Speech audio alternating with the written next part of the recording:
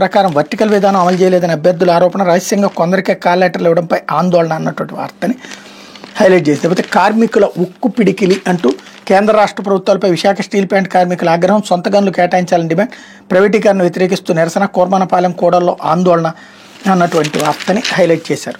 లేకపోతే ఆంధ్రజ్యోతి వచ్చేటప్పటికి సెప్టెంబర్లోనూ అధిక వర్షాలే అంటూ దీర్ఘకాల సగట్లో 109% నమోదుకు ఛాన్స్, పర్వత ప్రాంతాలకు కొండ చర్యల ముప్పు, ఉత్తర కోస్తా సీమల్లో సాధారణం కంటే తక్కువ, భారత వాతావరణ విభాగం అంచనా, రేపు బంగాళాఖాతంలో అల్పపీడనం 2-3 రోజులు మోస్తరు నుండి భారీ వర్షాలు, రానున్న 2 వారాల్లో ఏపీ తెలంగాణకు భారీ వర్షాలు, వరద ముప్పు, వెదర్ మ్యాన్ స్టేట్మెంట్ని ఇక్కడ హైలైట్ చేశారు. లేకపోతే సీఎం సిబిఎన్ @30 అంటూ 30 years ఇండస్ట్రీ అయ్యారు చంద్రబాబు గారు. మొట్టమొదట ఎన్టీఆర్ని గద్దెదించి ముఖ్యమంత్రి అయినటువంటి రోజు ఈ వేళట. అన్నీ అనుకూలిస్తే అధికార పీఠంపై కూర్చోవడం పెద్ద కష్టమేమీ కాదు, కానీ ప్రతికూల పరిస్థితులను కూడా అనుకూలంగా మలుచుకుంటూ అధికార పీఠాన్ని అధిష్ఠించడమే అసలైన విజయం.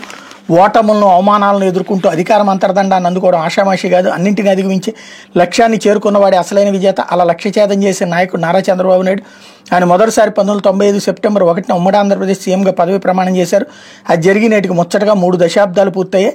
ఈ ప్రయాణంలో ఎన్నో విజయాలు, మరెన్నో సంచలనాలు. నాటి హైటెక్ సిటీ నుంచి నేటి స్వర్ణాంధ్ర విజన్ 2047 వరకు చేపట్టే ప్రతి ప్రాజెక్టు ఆయన ముందు చూపుకు దర్పణాలే. సంక్షోభాలకు ఎదురీది అవకాశాలను అందిపుచ్చుకుని రాష్ట్రాభివృద్ధి లక్ష్యంగా ముందుకు సాగడం ఆయన నైజం.